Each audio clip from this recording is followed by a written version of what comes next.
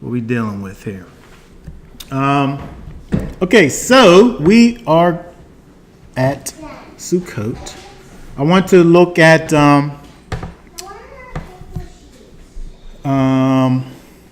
throughout the feast, we'll deal with different aspects of what we find inside of Sukkot, but I want to kind of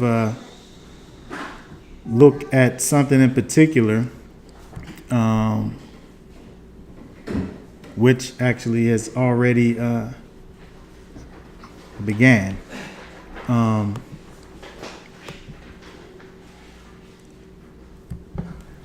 Let's look at let's look in Leviticus 23, verse 41.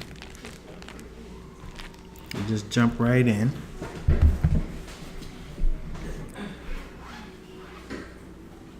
Looking at Sukkot and what we are to be doing at this time. Leviticus 23:41 says, "And you shall celebrate it as a festival to Yahweh for 7 days in the year, a law forever in your generations, celebrated in the 7th new moon."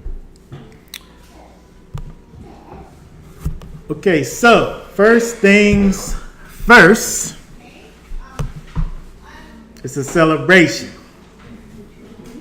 right? Sukkot is not it's not supposed to be a somber time, right? There may be feasts in the feast cycle, which we can look at and potentially think about them from a perspective of something that's kind of solemn, low energy.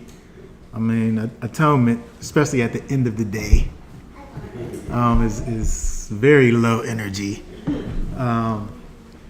But Sukkot is a celebration, right? I appreciate the lulav dance, right? Because it is an example of a celebration. That word celebrate is chagag, which means to move in a circle. That is to march in a sacred procession. One aspect of the word is to be giddy. We can look at another kind of related word, which takes away one of the gimels and adds a hey there. And that word means literally to revolve, properly vertigo. Vertigo is, when you spin around in a circle and you get dizzy, right? So not to say that at Sukkot you're supposed to spin around in circles so much that you get dizzy. Well, I suppose you could if you. There's nothing stopping you from doing it. It's not as if the command is commanding you to do so. But the idea is a celebration. It is about a manifestation of joy. Dance if you want to. Why? Well, in order to get into why, we probably have to get into when it is, because the why is directly connected to the when. So let's look at Deuteronomy 16, 13 through 15. Can somebody read that nice and loud? Deuteronomy 16, 13 through 15 right there on the screen. Perform the festival of Sukkot for 7 days after the ingathering from your threshing floor, and from your winepress, and you shall rejoice in your festival. You and your son and your daughter, and your male servant and your female servant, and the Levite and the stranger and the fatherless, and the widow who are within your gates. For 7 days you shall celebrate to Yahweh your Elohim in the place which Yahweh chooses, because Yahweh your Elohim does bless you in all your increase, and in all the work of your hands, and you shall be only rejoicing. Woo! Okay, so we want to pay attention here at this point. First of all, I guess I broke down this word too. Perform is to do, right? It says perform the festival of Sukkot on 7 days is to do, but not only to do, but to do with purpose, right? It's performing an activity with distinct purpose. So when we think about doing a thing, right? That's not necessarily what we see when we see this word asa. It's not just to do, right? It's to have actual purpose behind it. When we think about Torah observance, for instance, in general, from a general perspective, for us just to be doing things, it does nothing for us, right? Somebody who has no idea who Messiah is and doesn't have a personal relationship with Messiah is able to actually do commandments. He's able to do things. But without that purpose, doesn't mean anything, right? Our actions are purposed, right? Our actions are a result of our relationship that we have with Messiah, right? So when we look at this idea of performing, it's a result. We're doing these things as a result of something, right? But in terms of, okay, so we're talking about the why,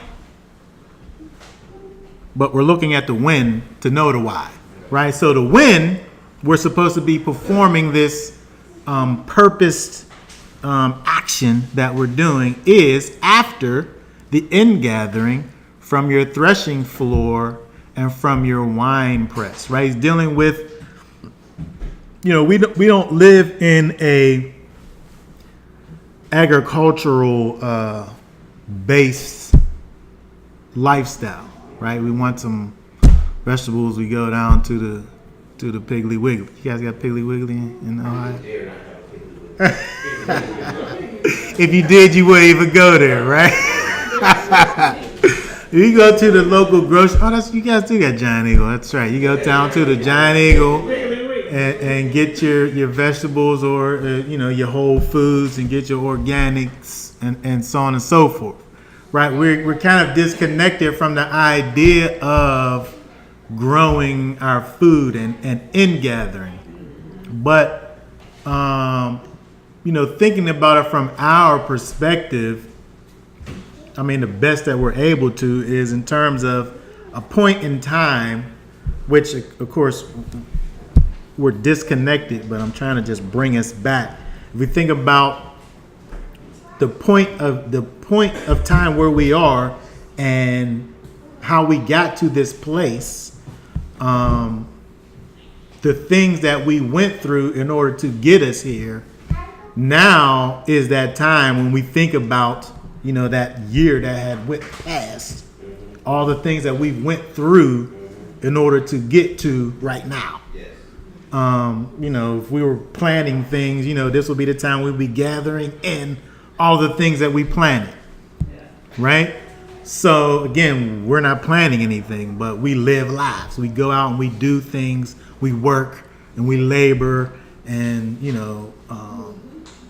from a physical perspective, we go out and do things and enjoy the fruit of our labors. From a spiritual perspective, you make whatever progressions you've made from last year to this year.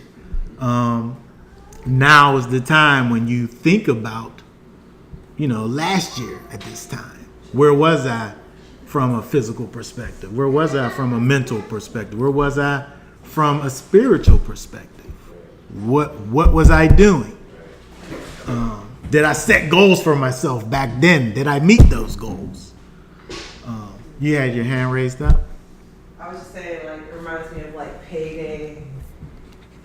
Right, Tax return. we kind of have like almost like an ingathering every week, right? You might, which our lifestyle, I think, is just so different from the things that we see, but we're still able to look back, and if we could understand what it is that they did, it helps for us to be able to get some type of spiritual understanding from, again, this culture, this lifestyle that we kind of got to look back and do research in order to figure out how things even fit and lined up.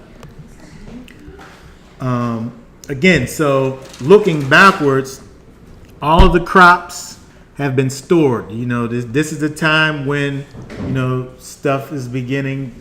I was out Friday driving in a place where I never usually drive with work, and I was noticing, you know, the leaves starting to fall. I'm driving, and behind me in my rearview mirror, the leaves are kind of bustling up in the, you know, the seasons are changing. If we had crops, you know, this would be the time when we would have already gathered all of those things in. My diseased grapevines, if they weren't diseased, I would have taken them off of the vine by now. You know, this is that time when we gather all of our crops, if again we were cropping. So, looking back at the verse, it says, "And you shall rejoice in your festival." So we looked at the wind. The wind is at this time in the season when you're regathering. You're having a ingathering of all of the things that you've sown in the year. That's the wind, and you're supposed to be rejoicing in this festival as a result of the things that you've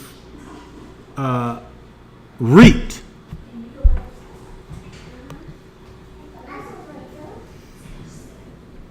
So that word rejoice here is to brighten up, to be gleesome, cheerful, joyful, rejoice, merry, happiness, right? You should have, you should be happy about your last year. It's interesting that it doesn't really deal with measures at all.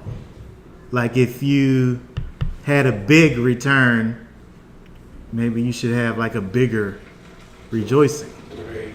It don't really talk about that, right? It just talks about this is the time of bringing things in and rejoice as a result of that. To gloat. You happy about this. You're happy about this thing, and then now you're so happy that you're relaying your gladness about a thing to others, right? That's what gloating is, right? Sometimes I guess we think about it in a negative context, boasting, but now's the time, I guess, to boast about your year, right? So it's a harvest feast. It's a time of reflecting on the crop that you have harvested, evaluating it. Yes. Possible ways to advance or better your future harvest, perhaps. But this time is a time of thanksgiving for whatever it is that you have gathered. Don't really deal with how big it is. Maybe my harvest is bigger than yours. Maybe Hosea's harvest is 5 times bigger than all of ours, right? But whatever it is, right? See how he just kind of gloated about it right there, right? That's what you're supposed to do, right? right? But whatever that thing is, right? This is a time of thanksgiving for whatever it is that you've gathered. And perhaps, like in the natural, as far as my natural harvest from a physical perspective, I've gathered nothing. My poor grapevines. At the beginning of the year, I looked and there was more fruit growing on that thing than I've ever seen. And then all of a sudden, they just was struck with some kind of disease. And it just destroyed the whole situation. All of it. I got nothing. But, hey, I can't sit up here, right, and not rejoice because of what my harvest is. Right? Because it don't talk about that. It don't talk about the quality or the quantity. It just says this is why you're doing it. It's because it's the time to rejoice after the things that you've sown and are now reaping. So again, we think about this from a physical perspective, but what about from a spiritual perspective?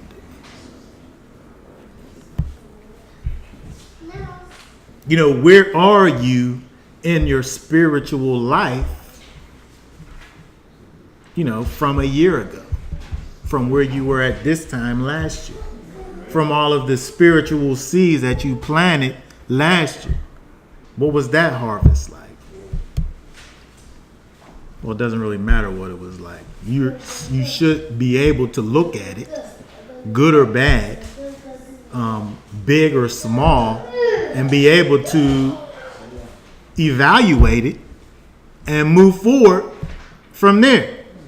If you have some low spiritual harvest, it's not a time for you to have some pity party about how spiritually unfaithful you are, right? What it is a time for you to actually look at where you are and make the adjustments, right, for the next season. Right? So this time is a time of thanksgiving, right? Because some people don't have a chance even, right, for the adjustments.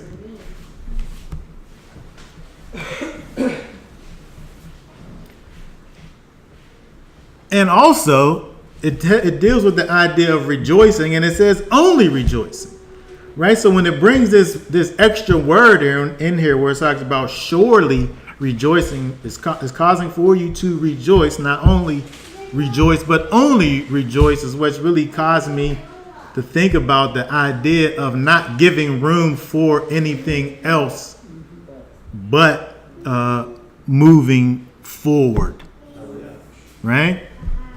It's not a time for you to be, somber, right? It's a time for gladness and joy in your situation. Okay, so I wanted to look at Nehemiah because it kind of strengthens the thought process here. Nehemiah, somebody read Nehemiah 8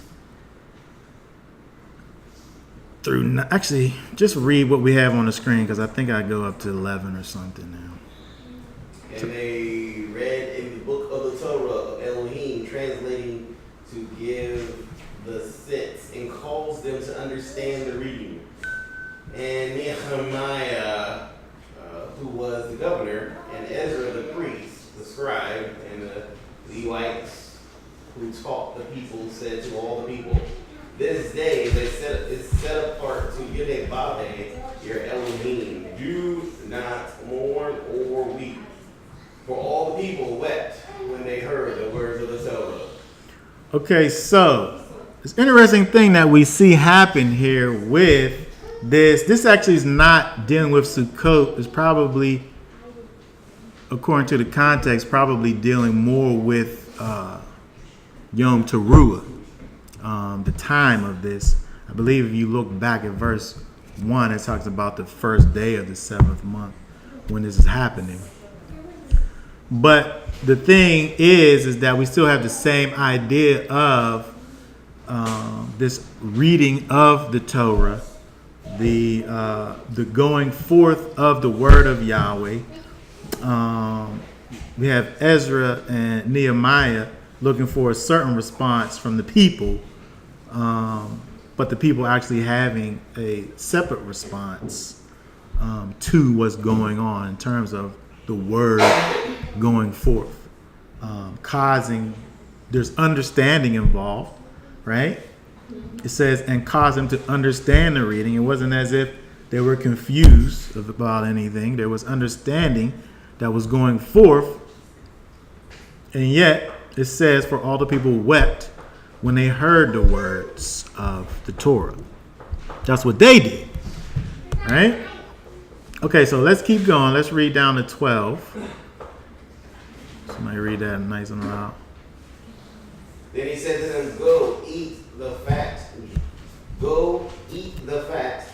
drink the sweet, and send portions to those whom none is prepared. For this day is set apart to our master. Do not be sad, for the joy of Yudhe-Bave is your strength. And the Levites were silencing all the people, saying, Hush, for the day is set apart. Do not be sad. And all the people went to eat and drink, and to send portions and make a great rejoicing, because they understood the words that were made known to them. Okay, very good. So, when we think about what we just read, right? We look at this, what's going on. And because of the timing and what's going on, the time might actually call for sorrow.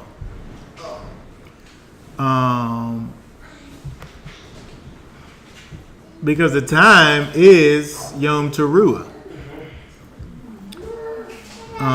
So from that regard, thinking about it in terms of, this call for repentance, it probably should result in some sorrow, right? If I'm calling you to turn back, maybe you had some connection to this thing that I'm calling you back away from. Maybe you just have conviction about the place where you are, where I'm calling you back from, right? But the call and even the response to the call is not something that is to be a long-lasting situation, especially here where we are in terms of Sukkot, right? Because if we backtrack, if we go back to Yom Teruah, and we think about that call to repentance, that announcement that judgment is near, right? By the time we get to where we are now, those things should have been dealt with, right? You should be beyond those things, right? Because you had that call back in Yom Teruah. You had that day of judgment back at Yom Kippur, right? Where you was able to contemplate and deal with all of your situations.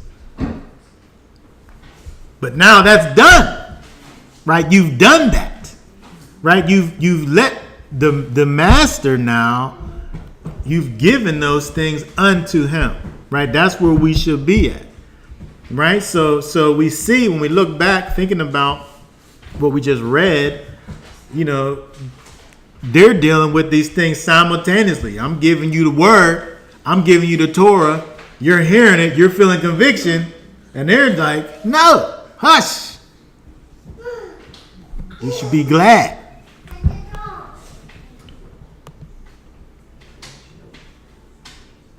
Right? We see there from the verses there, the elders are saying that, you need to get on the other side of that sorrow.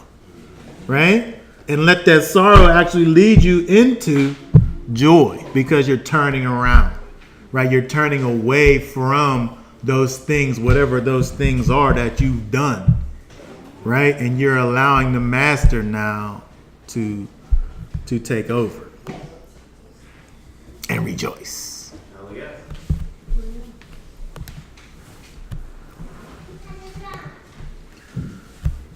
Okay, so not only are you to rejoice, right, but you need to create an atmosphere of rejoicing, right? That's what they talked about right in that Nehemiah thing, right? We not only supposed to be dealing with our own rejoicing, we bring ourselves to a place of rejoicing. We allow the blessings that we've received from the Almighty to cause us to be in a place of rejoicing. But not only that, but we're setting a stage of rejoicing. I'm rejoicing so much that it make you want to rejoice. And then you're rejoicing so much that you're making the next person want to rejoice. And then we trying to go around and find people who ain't rejoicing, and we making them rejoice.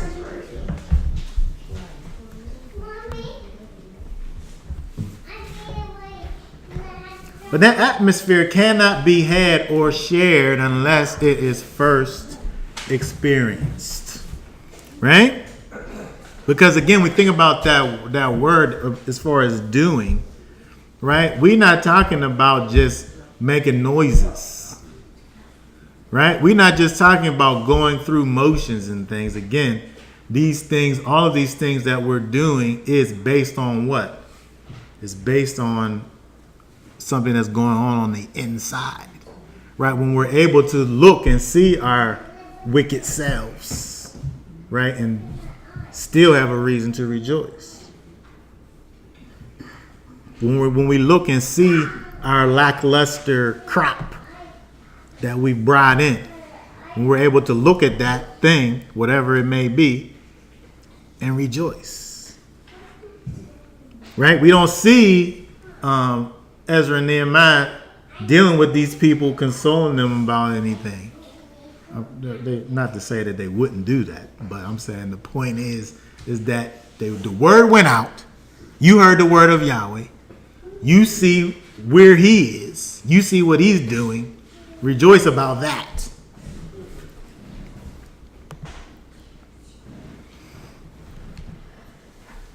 For the joy of Yahweh is your strength. Right? The joy of Yahweh is your strength. Right? So we need to think about that a little bit in terms of, what that even means.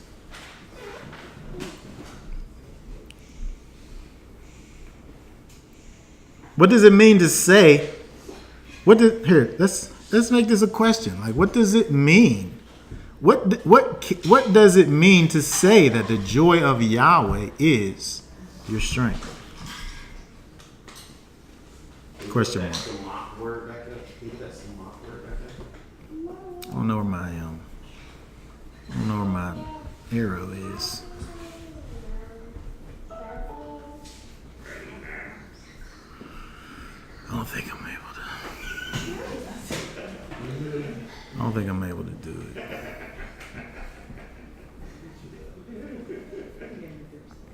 But we had the idea of joy, gladness. Let me pull it up.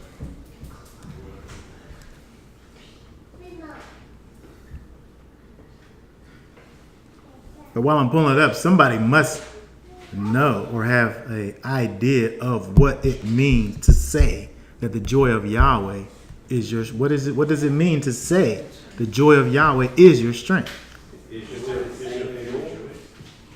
What do you say?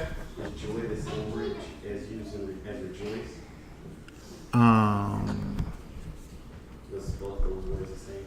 I believe they may be different words. This word here, okay, so you're thinking about rejoice, right? This word is a different word, but it's giving you the same idea in terms of gladness, joy. This is this chedwa word. So it's not Sukkot? No, but it has the same connotation. But we still, if we're thinking about it from an English perspective, we still get into the same place in terms of joy, gladness. The samak was to brighten, right? The joy of Yahweh is your strength. All right, you can think about that some more, right? Nobody has any answers right now. I got an answer. Okay, what is it? What do you say? Go ahead, Yara. The empowerment, like it's the fuel that gets it. You got the car, you put the gas. It says, BP is what fueled me to get there. Just to pull behind. I would say his ruach or his spirit is your strength. That's what you're fueling off of. Okay. What do you say, Osha? I have an idea. I'm up here. I'm far. Oh, okay, yeah, I see. Nosebleeds. Go ahead. It makes me think of like the covenant that we made. How there's curses and blessings, right? So when he's joyful, it's almost like the good side of the covenant. So it's like he's able to give the blessings out. So when he's happy, good things are happening to us. So it's not like a negative time. Okay, so you're kind of thinking about it in terms of Yahweh actually being joyful in regards to you, and that being a strength to you. Is that kind of what you're talking about? Right. Okay, yeah, I see what you're saying. How about encouragement? What do you say? Encouragement. The joy of the Lord is my encouragement. That this is right. I'm doing right. I'm receiving something. I think the question I'm asking is dealing with what is the joy, not what is the strength, because we just the strength. I'm saying, but the joy of Yahweh The joy of life is your strength. is my strength. So I'm trying to figure out what is the joy of Yahweh. Like, what is that? Ebony took it to Yahweh's joy that's connected to how he feels about the place where you are. Which I never thought about that, but I'm not sure. Yeah, I think I look at it the same way as he's in us. Now that we're, we're young before, and that he's in us and with us, like David had with us when he fought Goliath. He's in us. So we help him push forward. Yeah. Right. He's with us. Mm-hmm. It makes me happy to have joy. That's a good one. I would like to add to what Kadesh said by saying, just like a drunk man, that once he had too much wine, he gets really happy, he gets really strong. And then when you try to put that drunk man down in a fight, you realize that drunk man is as strong as an ox. Yeah. Like, how is that dude so strong? Because he got a lot of joy in his belly. That wine. That's right. So I heard fuel, right? And I think that's probably kind of what I'm thinking about, because when you think about the idea of the joy of Yahweh being your strength, you're kind of tapping into something that's giving you the ability to be able to move forward, right? This joy of Yahweh that causes you to have strength is something that's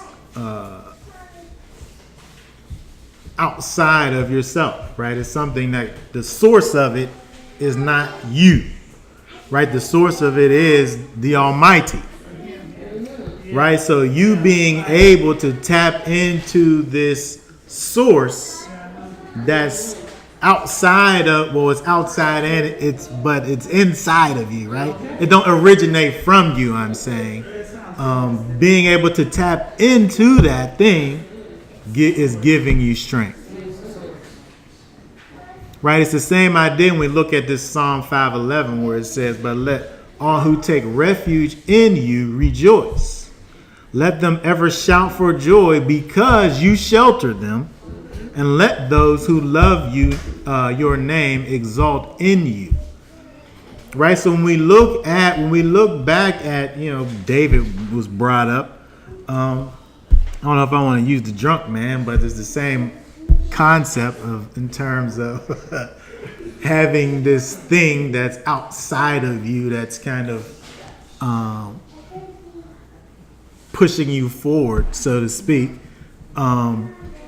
That's not necessarily based on your own abilities, right? You are able to understand that there's someone who's over your situation, right? And who's on your side, right? And is pulling for you to move forward, right? So when we think about the idea of Yahweh being a refuge, he's that one who is protecting us, right? So when we understand who it is that's behind us, when we understand who it is that's protecting us, it gives us strength.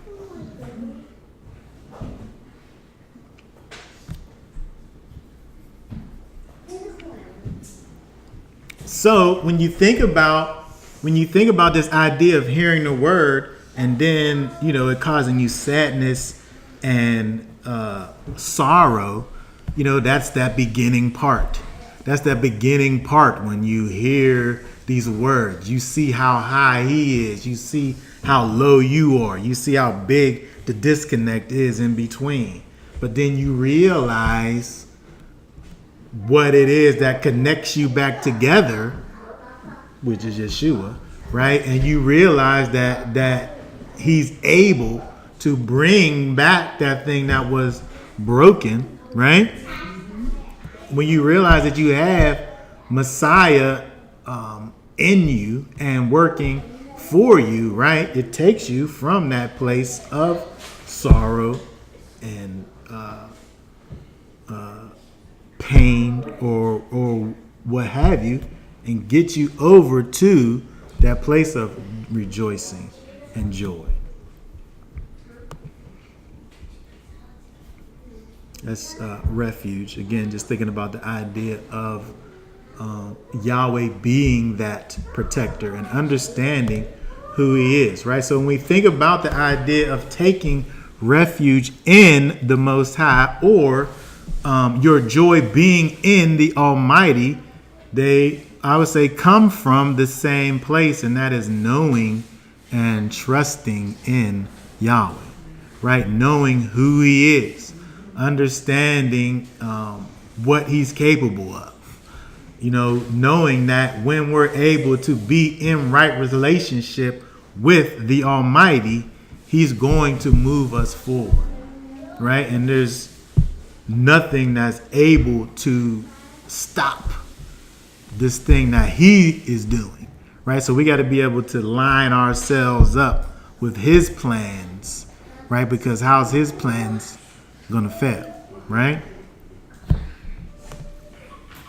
Okay, so again, when we look back at Nehemiah, the law was read, which was the thing which brought the conviction in the first place, right? These people that were hearing the ways of Yahweh, right? But again, we think about the timing of when it was in this feast time, right?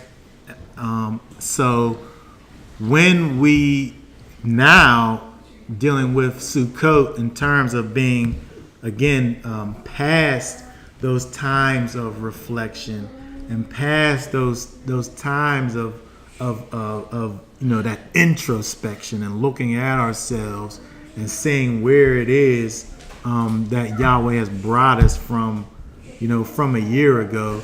Now we're at that point of time of moving forward, right, and making those adjustments to our situation. Yeah, go ahead.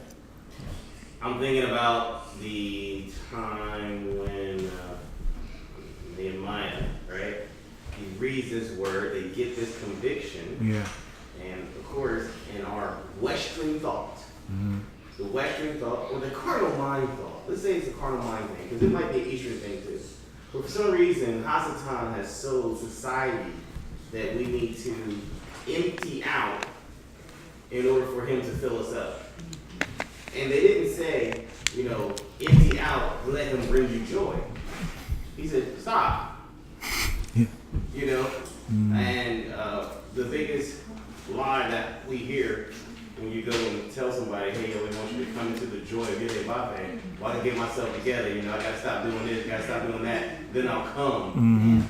You don't have to empty out. You come as you are, and he works with what you got. His joy is sufficient, it's adequate, it's enough. You don't need, before you go get some wine, which is symbolic of joy, that wine, you don't have to sit there and be like, let me dehydrate myself and get myself rid of all the liquids I got in my body so I can enjoy the wine. That's a good point. Wine itself, no matter what you had before, it does what it does. It works with where you are. Yeah. Right. So at the end of the day, what it is understanding who the Father is, understanding who He is, and what He's able to do for you, and let that be the thing that you have at the forefront of your situation. Because at the end of the day, your strength is coming from the Most High anyway. You're moving forward only because of who He is anyway.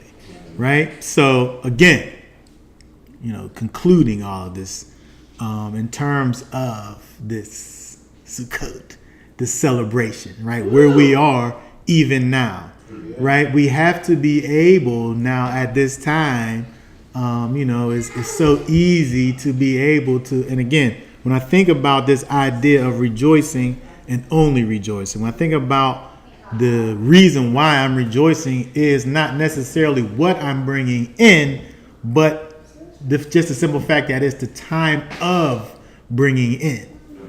I'm rejoicing because of that, right? Whether it's big or small, right?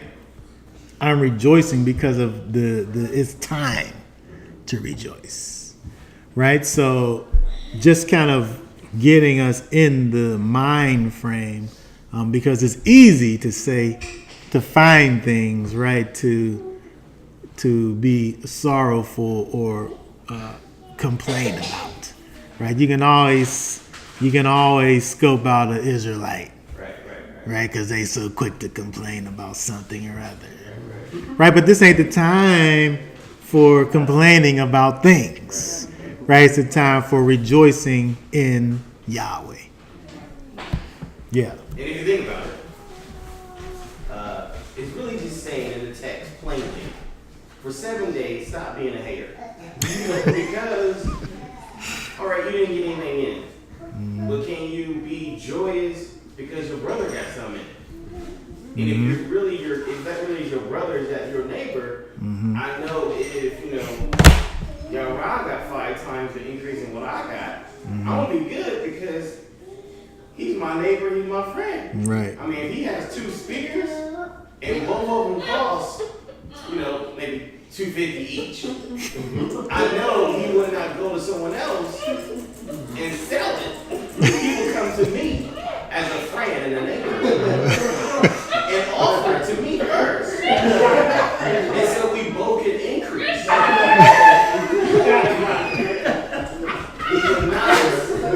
see what I'm saying? Yeah. And so he's not a hater.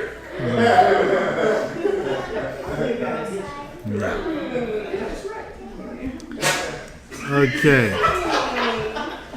All right. So that being said, I just want to encourage all of us, as we, yes, among other things, as we move forward at this time at Sukkot, to remember to rejoice and have that spirit of gladness in your hearts, in your minds, not directly connected to your situation, but to Yahweh and what it is that He's more than able to do. Hallelujah.